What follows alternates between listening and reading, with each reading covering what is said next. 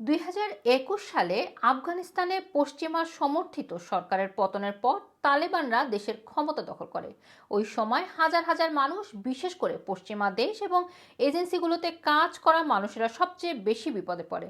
অনেকে প্রাণনাশের হুমকি পেয়ে আফগানিস্তান থেকে পালিয়ে যায়। এসব মানুষের একজন হলো 29 বছর বয়সী হাবিব।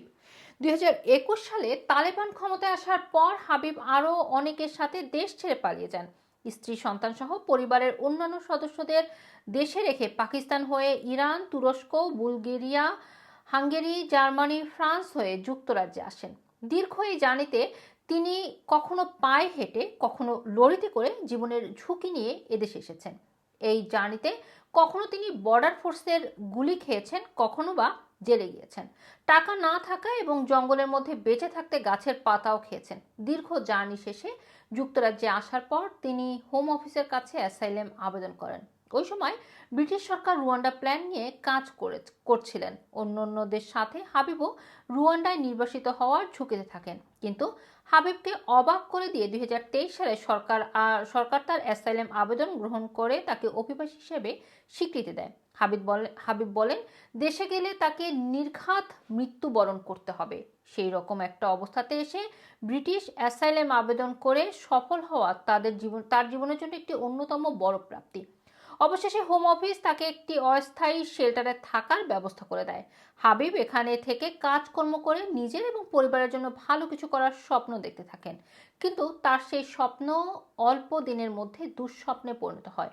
হোম অফিস জানায়, আগামী 28 দিনের মধ্যে তাকে তার বাসা ছেড়ে দিয়ে নিজ থেকে বাসা খুঁজে বের করতে হবে। সাধারণত এসব ক্ষেত্রে 56 দিনের একটি নোটিশ দিতে হয়, কিন্তু এভাবে বাড়ি ছাড়ার নোটিশ পেয়ে তার মাথায় যেন আকাশ ভেঙে পড়ে। এই অবস্থাতেই উচ্চ মূল্যে বাড়ি ভাড়া নিয়ে অন্য কোথাও থাকার ব্যবস্থা তার ছিল না। অবশেষে নিজের অসহায়তার কথা ল্যান্ডলর্ডকে বলেন এবং কিছুদিন আশ্রয় দেওয়ার জন্য কান্নাকাটি করেন।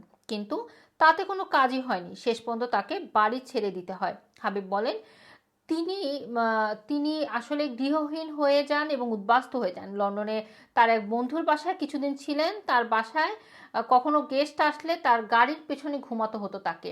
জানা গেছে, এভাবে হোম অফিসের টেম্পোরারি অ্যাকোমোডেশনের থেকে হোমলেস হওয়া মানুষের সংখ্যা 256% বেড়েছে। ব্রিটিশ রেড ক্রস জানিয়েছে, এভাবে 56 দিনের পরিবর্তে 28 দিনের নোটিশ দেওয়া একটি লোকাল কাউন্সিল বছরে 4.4 থেকে 7 মিলিয়ন পাউন্ড অর্থ সাশ্রয় করতে পারবে। এই অর্থ সাশ্রয় করতে এমন বিতর্কিত সিদ্ধান্ত নিয়ে অভিবাসীদের হোমলেস করা হচ্ছে। রুমানা রাখি, রানা টিভি, লন্ডন।